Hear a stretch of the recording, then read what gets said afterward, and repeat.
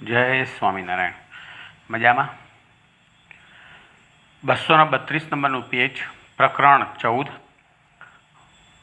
વનસ્પતિમાં શ્વસન. આજે આપણે જે ટૉપિક ભણવાના છીએ એ ખૂબ જ મહત્ત્વનો ટૉપિક છે. શ્વસન એનો મતલબ આપણે કીધેલો હતો. શ્વસન એટલે આપણે જે ખોરાક ખાધો હશે એ ખોરાકમાંથી શક્તિ મુક્ત કરવાની ક્રિયા, એને કહેવાય શ્વસન.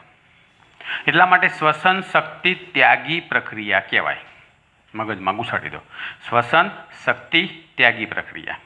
બરાબર? આ શક્તિ ત્યાગી પ્રક્રિયા જે કહીએ, જે શ્વસન કહીએ, એ તબક્કાવાર થાય.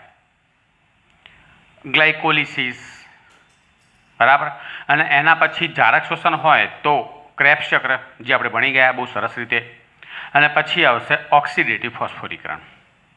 આમ કંઈ લાઇનસર થતી ક્રિયાઓ ના હોય, અંદર કંઈ કોષની અંદર ગ્લાયકોલિસિસ, ઢેંટણાયન કંઈ નામ નંબરિયા ના પડતા હોય. પછી ક્રેબ્સ ચક્ર, ઓક્સિડેટિવ ફોસ્ફોરીકરણ, આમ કે નંબરિયા ના હોતા. જેમ વેબ સિરીઝ પતતી હોય, નંબરિયા પડતા હોય, નવી વેબ સિરીઝ એટલે કે નવો એપિસોડ ચાલુ થવાનો હોય, એનું જે લખાઈને આવતું હોય એવું કશું લખાઈને ના આવતું હોય. સળંગ થતી પ્રક્રિયા છે. અભ્યાસના સરળતા ખાતર આપણે આવા નામ પાડી દીધા છે. બરાબર? ટૂંકમાં ગ્લુકોઝના એક અણુમાંથી 38 એટીપી બનવાની ક્રિયા, જારક શ્વસનના તબક્કાઓ અત્યારે ભણી રહ્યા છીએ. બરાબર? તો એમાં આ તબક્કો છે, જારક શ્વસનનો તબક્કો, ઓક્સિડેટિવ ફોસ્ફોરીકરણ. ઓક્સિડેટિવ ફોસ્ફોરીકરણ, અથવા આનું બીજું નામ થાય ETS. કેટલીક જગ્યાએ ETC પણ લખ્યું હોય છે. એક જ થયું. ઇલેક્ટ્રોન ટ્રાન્સપોર્ટ સિસ્ટમ અથવા તો ઇલેક્ટ્રોન ટ્રાન્સપોર્ટ ચેન, સાંકળ એમ. બરાબર? વિજાણુ પરિવહન તંત્ર, ઓક્સિડેટિવ ફોસ્ફોરીકરણ. ફોસ્ફોરીકરણનો મતલબ થાય ફોસ્ફેટ ઉમેરાવાની ક્રિયા. ફોસ્ફેટ જે ક્રિયામાં ઉમેરાતો હોય, એટલે કે એડીપીમાંથી એટીપી બનતો હોય, તેને કહેવામાં આવતું હશે ફોસ્ફોરીકરણ. પણ ઓક્સિજનની હાજરીમાં થાય માટે એને કહેવાય ઓક્સિડેટિવ ફોસ્ફોરીકરણ. બરાબર? ચલો જુઓ તો. હવે અહીંયા ચાર્ટ તમારા ચોપડીમાં દોરેલો છે. એ ચાર્ટ તમારે પરીક્ષામાં ફરજિયાત દોરવો પડે. બરાબર? એ હું દોરતો જઉં છું, આપણને તમે ધ્યાન આપતા જજો. ક્રેબ્સ ચક્ર દરમિયાન આપણે એવું ભણ્યા કે ભાઈ બે પ્રકારના પદાર્થો બન્યા હતા. એક હતો NaDH2 અને બીજા હતા FADH2. બરાબર? નામ તમને આવડે છે. Reduce nicotinamide adenine dinucleotide, reduce flavin adenine dinucleotide. જ્યાં સુધી ક્રેબ્સ ચક્ર દરમિયાન ઉત્પન્ન થયેલા આ પદાર્થોનું વાતાવરણના O2 સુધી વહન ન થાય ત્યાં સુધી તેમાંથી શક્તિ મુક્ત થતી નથી. માટે આ લોકોને વાતાવરણના O2 સુધી વહન કરાવવા પડશે, તો જ તેનું ઓક્સિડેશન થશે અને શક્તિ મુક્ત થશે. ગ્લુકોઝના એક અણુનું જ્યારે ક્રેબ્સ ચક્રની અંદર સંપૂર્ણ વિઘટન થાય એટલે આપણને 6 કાર્બન ડાયોક્સાઇડના અણુ મળતા.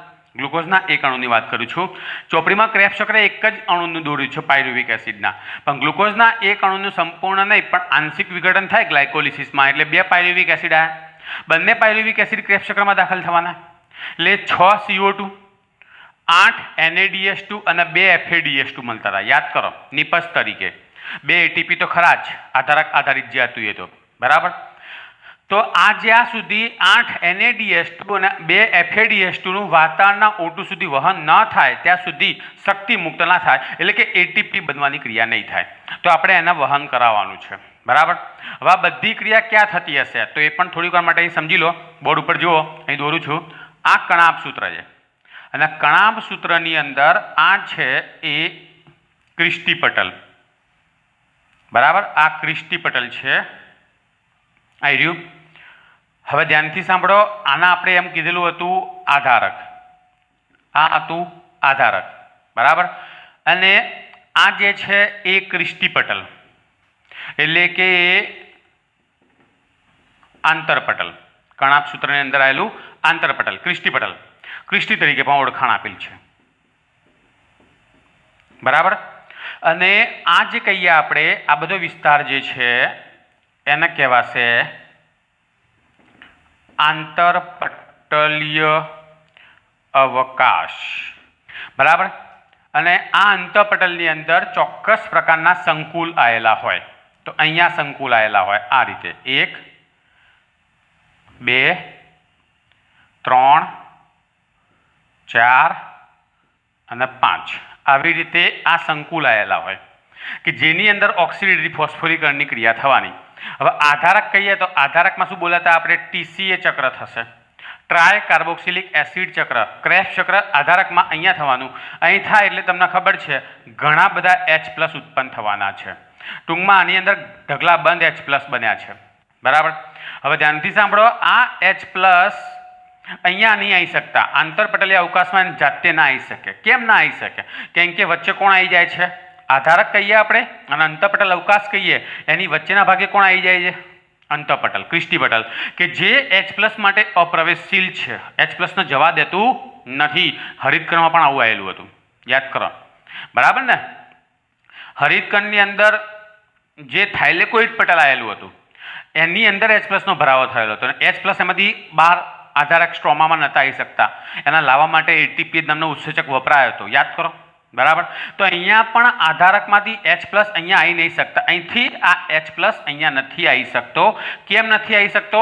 કેમ કે ક્રિસ્ટી પટલ અંતઃપટલ જે કહીએ એ કણાભ સૂત્રનું અંતઃપટલ જે કહીએ ક્રિસ્ટી પટલ કહીએ એ આ H+ માટે પ્રોટોન માટે અપ્રવેશશીલ છે, બરાબર. માટે એના અહીંયા માર્ગ કરી આલવો પડશે તો જ આવશે, બરાબર. અને જ્યારે આ H+ અહીંયા આવતા હશે એ દરમિયાન શું થતું હશે? પુષ્કળ પ્રમાણમાં ATP ઉત્પન્ન થવાના છે. પણ એ પહેલાં આપણે આ સમગ્ર પ્રક્રિયા ભણવાના છે. ટૂંકમાં તમે સમજી ગયા કે ક્રિસ્ટી પટલ કહીએ આપણે તો એની અંદર ઓક્સિડેટિવ ફોસ્ફોરીકરણ થાય, એટલે કે ETS તંત્ર થાય, બરાબર. ETS તંત્ર ક્યાં થતું હશે? પરીક્ષામાં MCQ પૂછાય, મોસ્ટ IMP. તો કણાભ સૂત્રના અંતઃપટલમાં, કણાભ સૂત્રના અંતઃપટલમાં અથવા તો ક્રિસ્ટી પટલમાં જોવા મળશે, બરાબર. અને TCA ચક્ર ક્યાં જોવા મળતું હશે? તો કણાભ સૂત્રના આધારકમાં, કણાભ સૂત્રના મેટ્રિક્સમાં થતું હશે, બરાબર. તો હવે આ સમગ્ર પ્રક્રિયા આપણે ભણતા જઈએ. આપણી પાસે આ ક્રેબ્સ ચક્રની અંદર બે પદાર્થો બન્યા હતા, NaDH2 અને FADH2.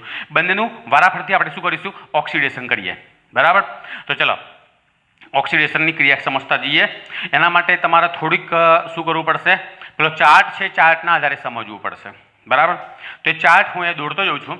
ચોપડીમાં તમને જે દોરેલું છે એ પ્રમાણે અહીંયા આવશે આધારક, અહીંયા આધારક આવશે, અહીંયા આવશે કણાભ સૂત્રનું અંતઃપટલ અને અહીંયા આવશે આંતરપટલીય અવકાશ.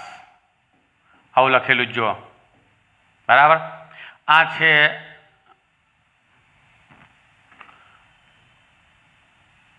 અંતઃપટલ, કણાભ સૂત્રનું અંતઃપટલ, એટલે કે આ જે તમને નદી દેખાય ને રે એમેઝોનની વાંકી ચૂંકી, બસ એ રહ્યું છે, બરાબર. આધારક એટલે કે આયરો વિસ્તાર અને આંતરપટલીય અવકાશ એટલે આયરો બધો વિસ્તાર, બરાબર. તો H+ અહીંયા છે કારણ કે TCA ચક્ર અહીંયા થયેલું હતું, બરાબર. એટલે અહીંયા કોણ બન્યા હશે? NaDH2 બન્યા હશે કે નહીં બન્યા હોય? FADH2 બધા ત્યાં બન્યા હશે, બરાબર. હવે આની અંદર કેટલાક સંકુલ વપરાવાના છે તો આપણે એ સંકુલ પણ દોરતા જઈએ. કુલ 5 સંકુલ આવે છે આની અંદર.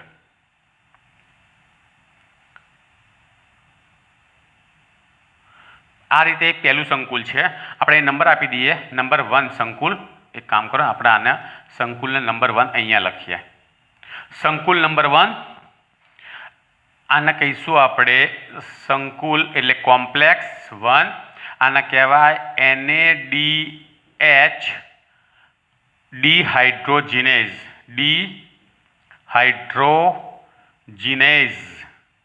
NaDH ડિહાઇડ્રોજિનેઝ. તમારા ચોપડીમાં આવું લખેલું છે, બરાબર. સંકુલ 1નું નામ આવું થાય. હવે સંકુલ 1 દરમિયાન હવે અહીંયા શું કામ કરશે ધ્યાનથી સાંભળજો. NaDH2 હોય એનું જ્યારે ઓક્સિડેશન થાય એટલે કે NaD+ થઈ જાય એટલે કે H2 છૂટો પડ્યો એમાંથી, બરાબર. તો ઓક્સિડેશન કહેવાય ને.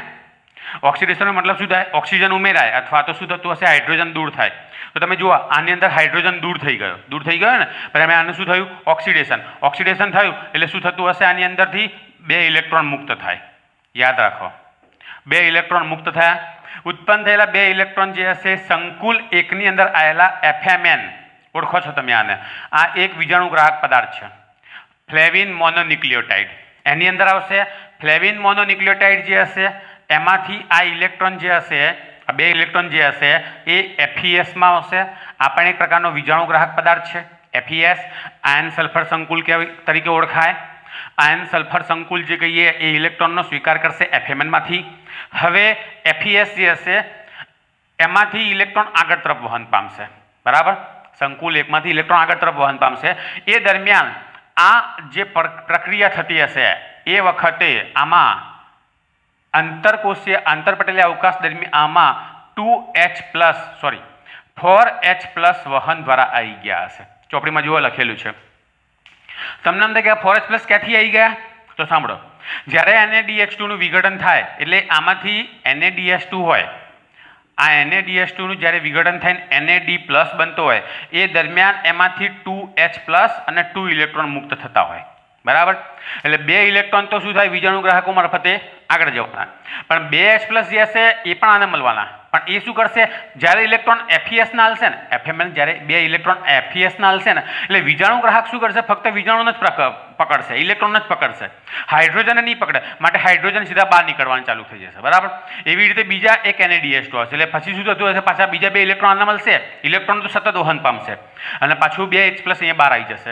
એટલે આપણે કુલ 4H+ લખેલા છે. પણ યાદ રાખવાનું કે 4H+ નું આવી રીતે વહન થાય એ દરમિયાન ઇલેક્ટ્રોન આગળ વહન પામી ગયો હશે. એક સાથે 4 ઇલેક્ટ્રોન અહીંયા આવશે, 2 ઇલેક્ટ્રોન સાથે નહીં આવે, 4 ઇલેક્ટ્રોનનું જ અહીંયા વહન થશે. બરાબર, એટલે અને ઇલેક્ટ્રોન તો સતત ચાલ્યા જ કરતા હશે. બરાબર, એટલે FeSમાંથી ubiquinone આવશે ઇલેક્ટ્રોન જે કહીએ આપણે, ubiquinone જે કહીએ એમાંથી ઇલેક્ટ્રોન UbQH2 એટલે કે રિડ્યુસ ubiquinone આવશે. બરાબર, આની અંદર ઇલેક્ટ્રોન આવશે. હવે અહીંયા આવશે સંકુલ નંબર 3. બરાબર, તો સંકુલ 3 કીધો મેં, સંકુલ 2 નહીં. તમે કહો સંકુલ 3 ક્યાંથી આવી ગયો, સંકુલ 2 ક્યાં ગયો? એની વાત પછી કરીશું આપણે. બરાબર, તો અહીંયા આપણે સંકુલ 3 ની માહિતી લેવાના છીએ. આ છે સંકુલ 3, રોમન આંકમાં લખવાના છે. બરાબર, યાદ રાખજો. સગડ 3 ઇંગ્લિશમાં લખ્યા તો નહીં ચાલે.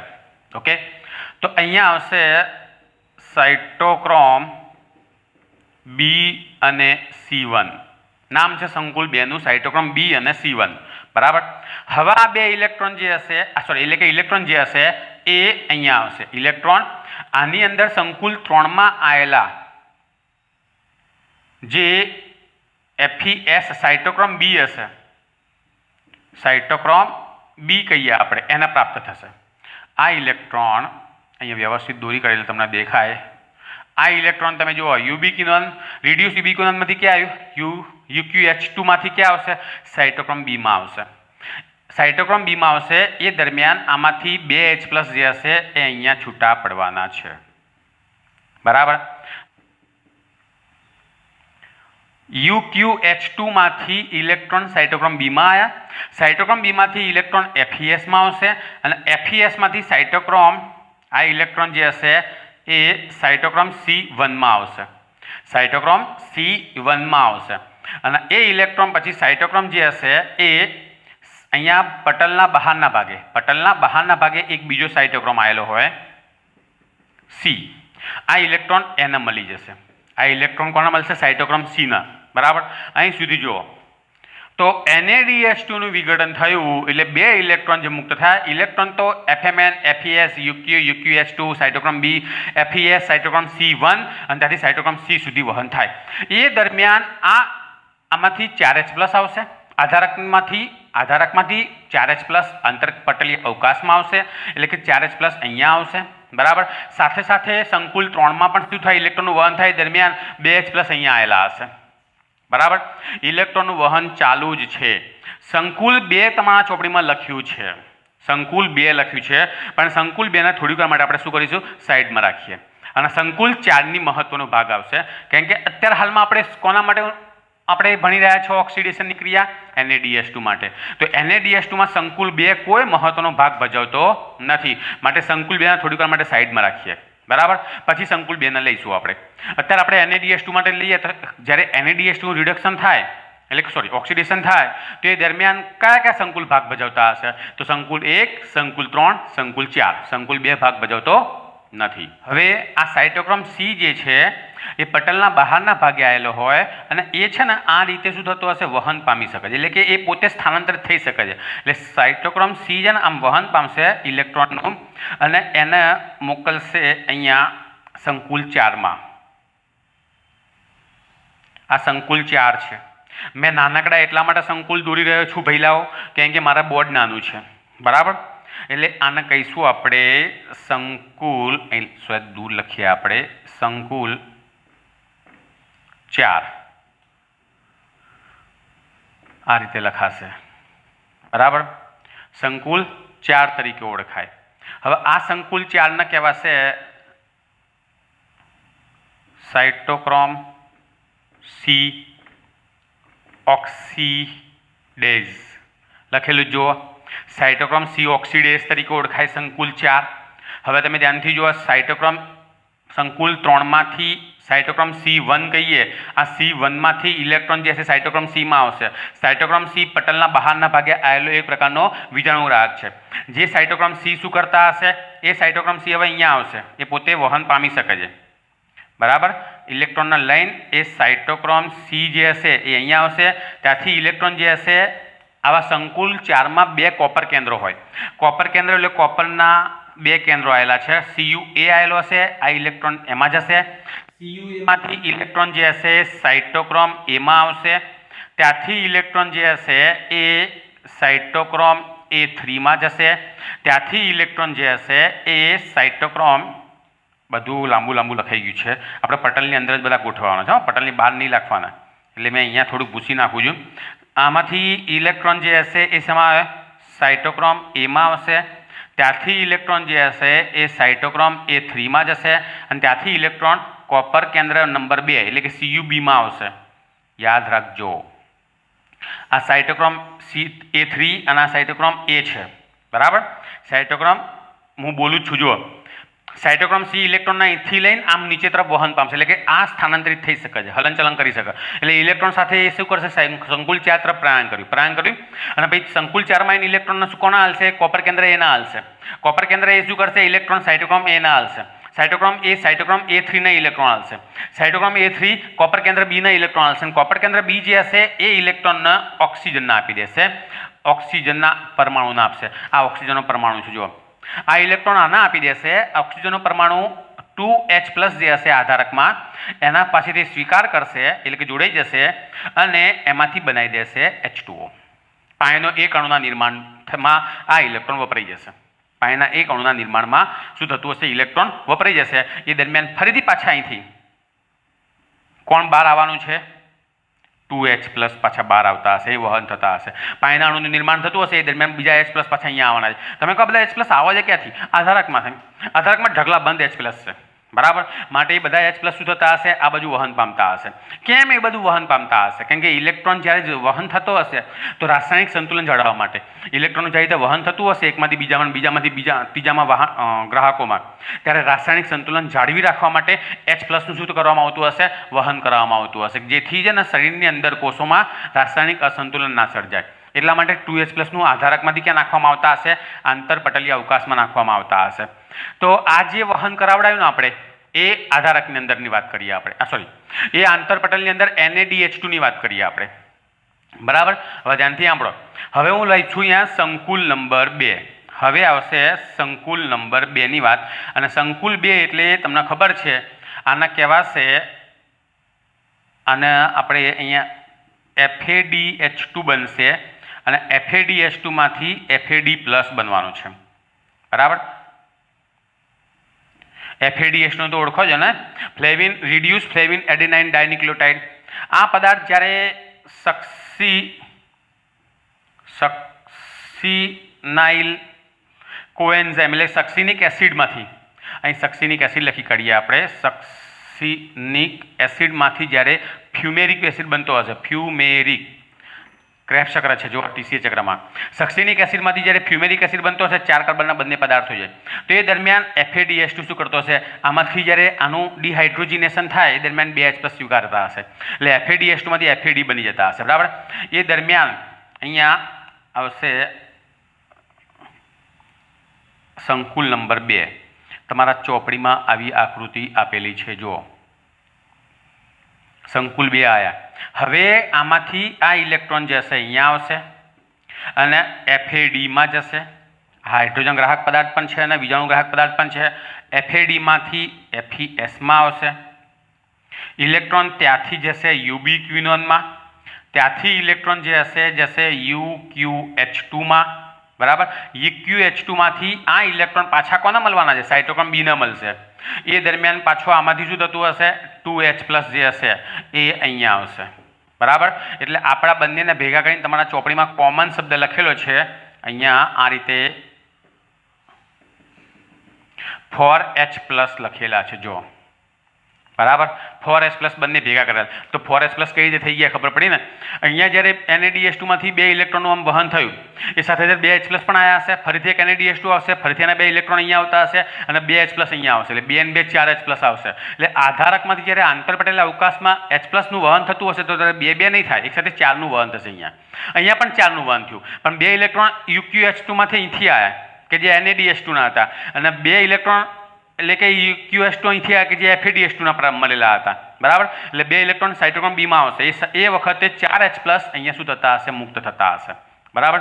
હવે ખબર પડી આ રીતે ઇલેક્ટ્રોનનું વહન થાય અને સાથે સાથે બધા જ આધારકમાંથી H+ જે હશે આંતરપટલીય અવકાશમાં આયા કરે, બરાબર। ખબર ના પડી હોય તો ફરીથી રિવાઇન્ડ કરીને જુઓ, આ કન્જક્શન બધું થઈ ગયું, બધું ભેગું થઈ ગયું, પહેલાં મેં આવું નહોતું કર્યું, બરાબર। સંકુલ 1 હોય ને, સંકુલ 1, સંકુલ 3, સંકુલ 4 NaDH2ના ઓક્સિડેશનમાં વપરાય, જ્યારે સંકુલ 2, સંકુલ 3, સંકુલ 4 એ જે કહીએ ને આપણે એનો સમવપરાશ થતો હશે આની અંદર FADH2ની અંદર, બરાબર।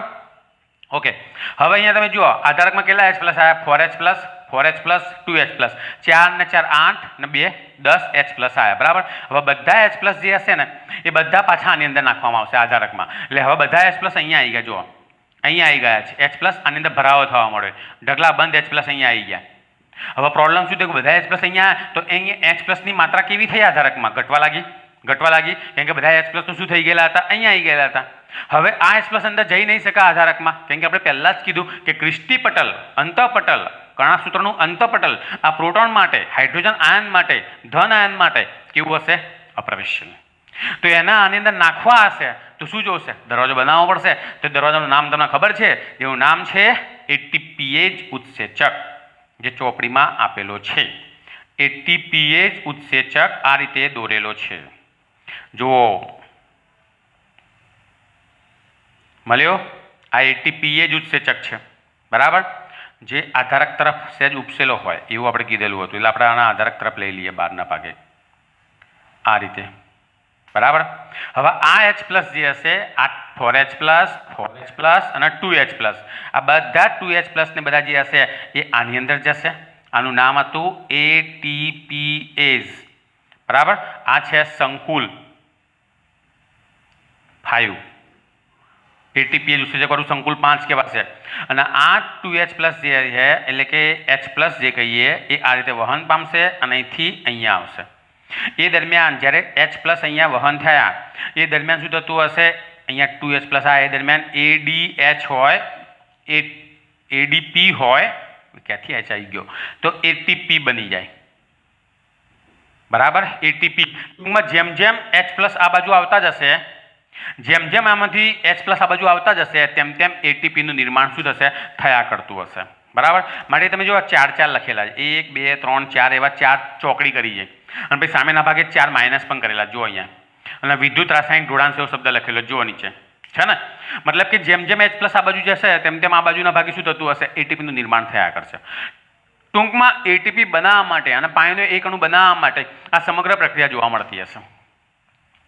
એટલે કે NaDH2 અને FADH2 તો ટૂંકમાં તમારા મગજમાં ઘુસાડી દો એક ના એક વાક્ય, ભયંકર વાક્ય આ પૂછાશે જ બધી જગ્યાએ.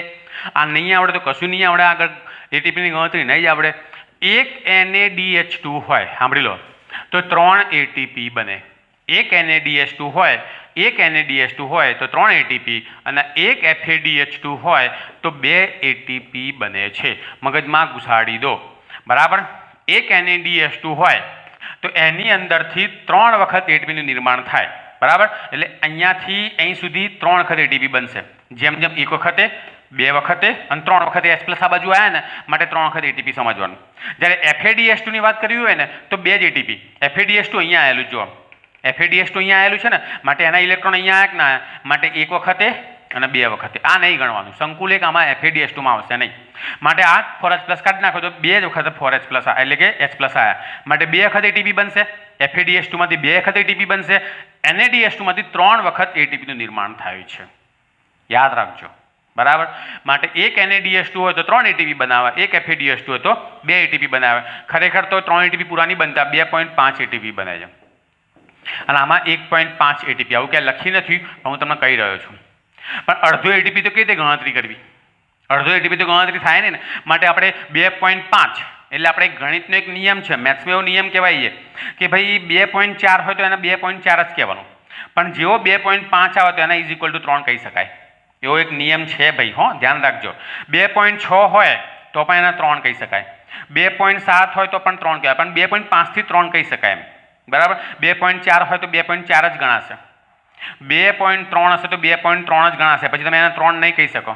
એક નિયમ છે. માટે આપણે અહીંયા અઢી એટીપી મળે છે, એનો મતલબ શું થાય છે કે ભાઈ અહીંયા 3 એટીપી બન્યા એમ, અને આમાં 1.5 એટીપી બન્યો, માટે 2 એટીપી ગણતરી કરી, બરાબર. હવે તમે એમ કહો કે કઈ રીતે બને, તો હું તમને કહી શકું છું, ગણતરી કરાવો અઢી એટીપી કઈ રીતે બને. જો આ NaDH2 દેખાય છે, એમાં 4 એટીપી, 4 એટીપી ને 2 એટીપી, 4 ને 4 8 ને 2 10 10 એટીપી જ્યારે આ બાજુ આવે તો કેટલા એટીપી બનતા હશે, આપણે એ ગણતરી કરીએ, બરાબર.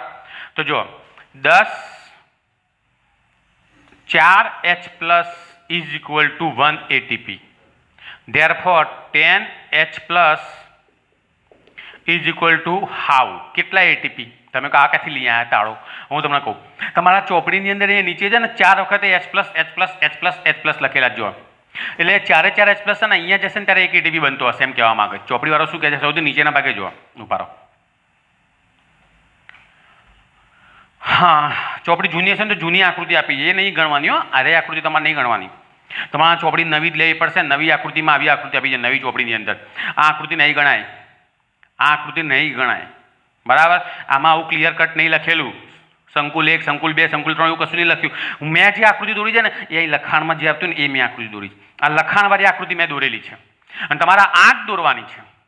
નવી ચોપડીમાં આ રહી જ આકૃતિ આપી છે, આ જૂની ચોપડીમાં આકૃતિ આપેલી છે, બરાબર. તો તમે નવી ચોપડીમાં જુઓ, નીચેના ભાગે H plus H plus H plus ની માઇનસ માઇનસ માઇનસ કરેલા હશે, છે ને. એટલે 4H પ્લસ જ્યારે આ બાજુ જાય, 4H પ્લસ જ્યારે અંતર પટેલા અવકાશમાંથી આધારકમાં જાય એ દરમિયાન 1 ATP બને એવું આપણે વિચારીએ, બરાબર. એ દરમિયાન શું થતું હશે, 1 ATP બને એમ. તો અહીંયા જુઓ, તો કુલ કેટલા ATP છે, કેટલા H પ્લસ અહીંયા 4 ને 4 8 ને 2 10, 10 માંથી 4 આ બાજુ જતા હશે તો 1 ATP બનતો હશે. તો 10 H પ્લસ માંથી કેટલા ATP બની શકે, તો સાંભળો, 10 ભાગ્યા 4 તો 2.5 થાય ATP, હે. તો 2.5 ઇઝ ઇક્વલ ટુ કેટલા કહી શકાય, 3 ATP બન્યા. સમજણ પડી? એવી રીતે હું અહીંયા એમ કહું કે FADH2 હોય, આ તો આપણે NaDH2 નો ગણ્યા, પણ FADH2 ના ગણવા હોય તો 4 ને 2 6 ઇલેક્ટ્રોન ગણવાના ને. આ 4 ઇલેક્ટ્રોન FADH2 ના અને NaDH2 બંનેના ગણાશે, કેમ કે બંનેની પાર્ટનરશિપ છે આની અંદર, એટલા માટે. તો FADH2 માંથી ઇલેક્ટ્રોન ગણવા આવે તો 4 ને 2 6 ATP, તો 6 H પ્લસ નું વહન થાય. 4H પ્લસ છે 1 ATP, તો 6H પ્લસ એ કેટલા, તો 4 ભાગ્યા 6 કરો, 4 ભાગ્યા 6 બરાબર 1.5 ATP, એટલે કે 2 ATP કહેવાશે. સમજણ પડી? આવું તમારે ચોખ્ખું લખેલું જ છે એને. માટે એક NaDH2 હોય ને તો 3 ATP, એક FADH2 હોય તો 2 ATP નું નિર્માણ થાય. બોલો, આવડશે? ઓક્સિડેટિવ ફોસ્ફોરીકરણ મેં તમને અહીંયા સમજાવ્યું. વિડીયો પાછળ કરીને ફરીથી એકવાર જોઈ લેજો, મજા આવશે, આની અંદર ખબર પડી જશે, બરાબર. કેટલા સંકુલ ભાગ લે છે, તો સંકુલ NaDH2 કહે તો સંકુલ 1 સંકુલ 3 સંકુલ 4, અને FADH2 કહે તો કોણ આવતો થાય, સંકુલ 2 સંકુલ 3, હા સંકુલ 4 પણ ખરું, બરાબર. આટલી વસ્તુ ભાગ લેશે. Okay, that's all. આવડેંગા? હા ભાઈ, આમાંથી ઇલેક્ટ્રોન અહીંયા આવ્યો તો ભાઈ સાઇટોક્રોમમાંથી અહીંયા આવશે કે નહીં આવે, એટલા માટે સંકુલ 4 પણ ગણાશે. બરાબર. તો હવે આપણે ચોપડીનું ભણીશું લાઇન ટુ લાઇન. ઓકે, તો આ આપણે બોર્ડની અંદર પૂરું. તો આવજો. બાય. જય સ્વામિનારાયણ.